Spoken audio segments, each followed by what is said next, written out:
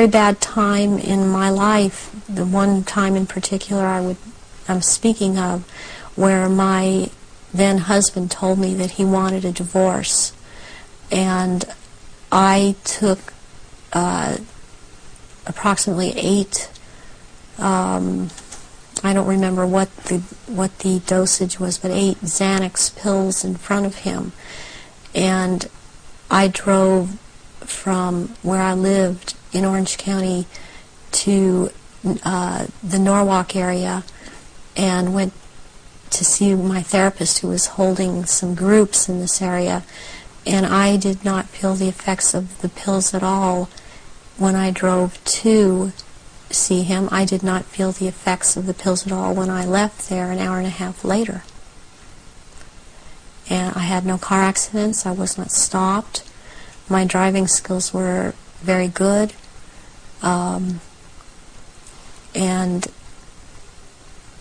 I've seen this happen with other people that have had the mind control programming and this DID, and you just swallow up medication and one part holds on to it and it does not affect the body.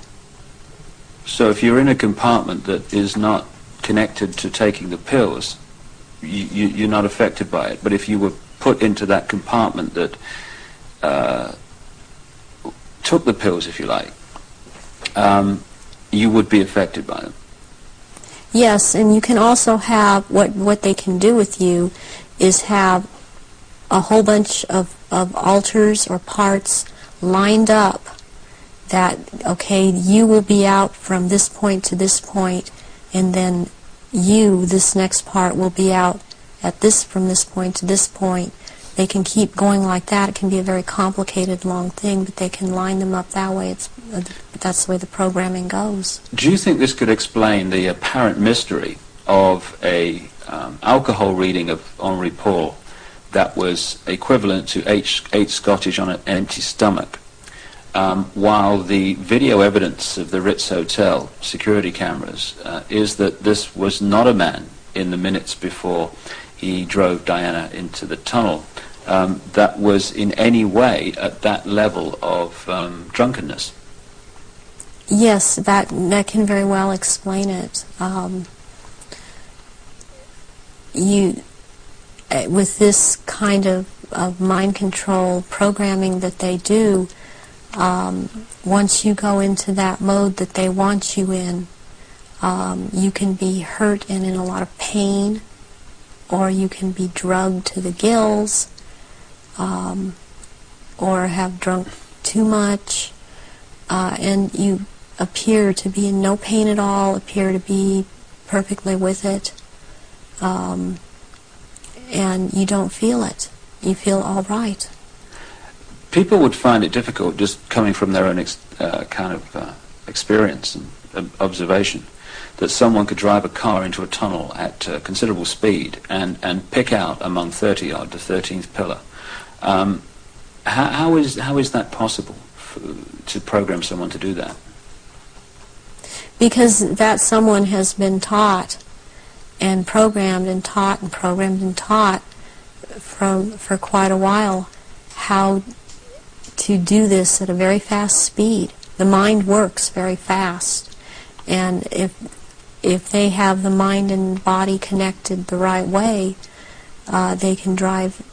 They would have been able. This person would have been able to drive into the 13th pillar at a fast speed. Would that have been happening on a conscious level, or would the subconscious have been pulling the strings? This would be on a subconscious level, and the person would not be aware themselves of what they were doing. In those crucial minutes before Henri Paul got in the car and drove away, would someone have had to have given him the trigger to access and activate the programming then? Or could he have been in some way pre-programmed to be triggered at that time? And if so, what would that be? Well, he was probably programmed to do all of this at a trigger signal. And so what happened is that somebody triggered him with a preset signal that he was told, when you are given this signal, you will act out but the program was already set to go off when the trigger, when he saw the trigger. What form could this trigger have taken? It could have been a hand signal, it could have been a certain type of handshake, it could have been a color that he saw that was flashed in front of his face. It could have been a certain person doing a hand signal. It's most likely that there was a person present that he was to react to when this person said something or signaled him in some way. Given the extent of your programming from birth, how was it possible for you to break out of it, as you appear to have done now?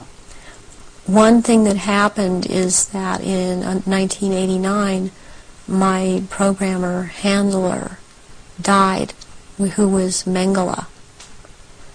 And he was in this country so much, and I was around him so much, and he had a lot of control over me. And what happens when a programmer handler dies,